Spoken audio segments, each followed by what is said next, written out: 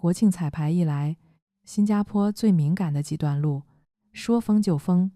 尼告大道、体育城周边易收口、巴士改道、站点停用，按很多城市的经验，这种级别的干预，后面通常就是长队、喇叭声，还有一片混乱。但新加坡很少这样，车流会变慢，人会变多，可整座城市通常不会失控。你会看到辅警把车一批一批倒走，乘客看完通知，直接转去最近的地铁站，整个过程像提前排练过很多次。这就不是单纯的交通管理了，而是一种城市级的动员能力。今天我们就借国庆期间的封路安排，拆开看一件事：为什么在新加坡，明明路被封了，系统反而还能稳住？先把场景摆清楚。国庆庆典不只是一个晚上的表演，它前面有多轮彩排、预演，再加上正式庆典，意味着同一片区域会反复承受高强度人流。NDP 现场观众规模长期都是以几万人计算，集中进场，集中散场，而且时间窗口很短。对任何城市来说，这都是很硬的压力。新加坡的做法也很直接，警方会提前公布封路时段和限制区域，部分道路只留给授权车辆，路交局会同步发出出行提醒，巴士运营商再把改道、跳站、临时不停靠的细节补上。你如果住在附近，或者刚好那天要跨区通勤，原本熟悉的路线可能当天就不能照走了。问题在这里，新加坡不是地广人稀的城市，道路空间本来就紧，晚高峰本来就满，一边是下班通勤，一边是大型活动人潮，两股流量撞在一起，理论上很容易把局部系统推到极限，可它通常没有演变成全面失序。原因不是人少，也不是大家突然特别有耐心，而是这些公告、封锁、改道、站外分流本来就是同一套方案里的不同环节。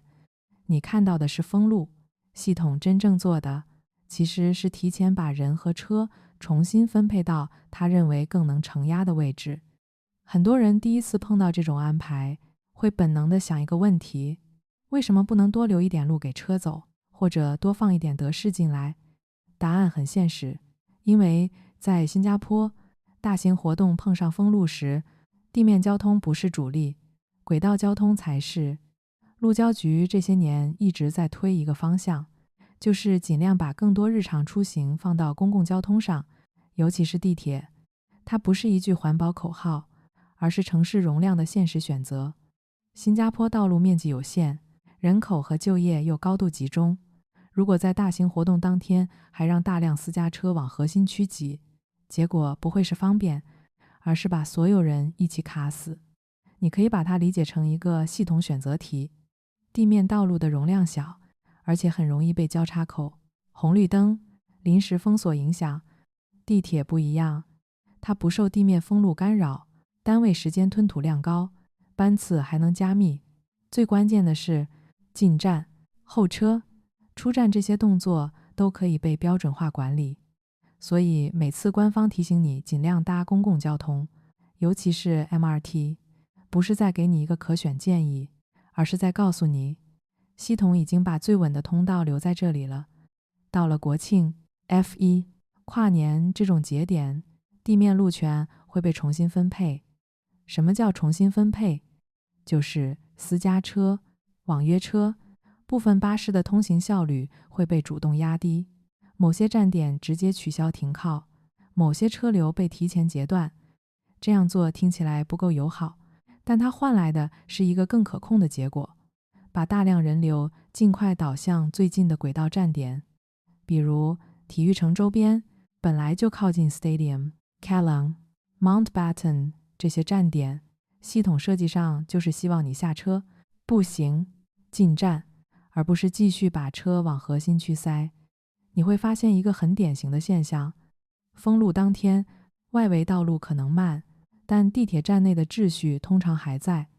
因为它的逻辑不是让每个人都走得最舒服，而是让最多的人在最短时间内走得出去。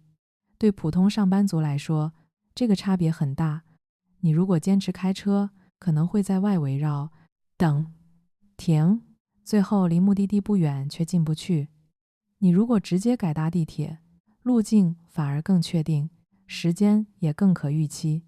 这就是为什么在新加坡碰到大型活动，真正省时间的做法往往不是找捷径，而是尽早放弃地面执念，直接进地铁系统。说得更直白一点，封路不是意外，改搭 MRT 也不是退而求其次，两件事本来就是一起设计的。如果这套能力只在国庆出现一次，还可以说是专项准备做的细。但新加坡真正值得注意的地方，是它在不同大型活动里几乎都能复制同一种稳定结果。F1 是一个很典型的例子，市中心大片核心路段要让给赛道，影响范围比国庆更广，持续时间也更长。再看滨海湾跨年，问题又不一样，那不是车辆优先，而是极端密集的人流管理，尤其是散场后的地铁站入口、步行通道、河湾周边的瓶颈点。可这些活动结束后，城市通常还是能收回来，这说明它靠的不是某一次临场发挥，而是一套已经成熟的标准程序。这个程序最关键的地方在于分工清楚，而且每一层都知道自己在什么时候介入。警方负责边界和安全，决定哪里能进，哪里必须截流。路交局负责整体网络，判断哪些路段要预警，哪些站点要分流，哪些信息需要提前推送给公众。SMRT 和 SBS Transit 负责把这些决定落到运营层面，比如加密班次、调整站内引导、安排额外人员。到了现场，辅警和一线工作人员再把这些纸面方案变成真正可执行的动作。为什么很多人会觉得新加坡的现场秩序有一种很强的机械感？就是因为它不是靠临时喊话维持，而是靠阈值控制。人多到某个程度，入口就暂缓，站台接近上限，外面就先截流。道路负荷过高，电子路牌和现场人员就同步把车流往外导。每一步都不一定让个体感觉最方便，但它能避免局部失控扩散成全局问题。这里面还有一个常被忽略的点，就是公众预期管理。新加坡通常会提前发公告，告诉你什么时候别开车，哪几站会拥挤，哪几条巴士会改道。它不是保证你完全不受影响，而是尽量让你在出门前就知道规则。规则一旦被大多数人提前接受，现场执行的阻力就会小很多。所以从国庆到 F1， 再到跨年，你看到的不是几次独立事件，而是同一种智力能力在不同场景下重复兑现。它本质上已经接近城市级的危机处理训练。所以回头看国庆期间的封路，表面上是几条路不能走，几班巴士不停靠，深一层看，其实是新加坡治理逻辑的一次公开展示。他接受短时间的不方便，但要求整体系统不能乱，个体让出一点自由度，换来的是几万人同时移动时，城市还能保持基本秩序。这种取舍，你可以喜欢，也可以不喜欢，但它确实解释了为什么新加坡在高密度条件下还能把很多大型活动撑住。如果你在新加坡经历过国庆彩排、F1 或者跨年夜的交通管制，欢迎把你的真实体验留在评论区。你当时是觉得麻烦，还是觉得这套安排确实有效？如果你想继续看懂新加坡政策和热点背后的运行方式，订阅频道就好。我会继续用最直接的方式，帮你把这些复杂信息拆清楚，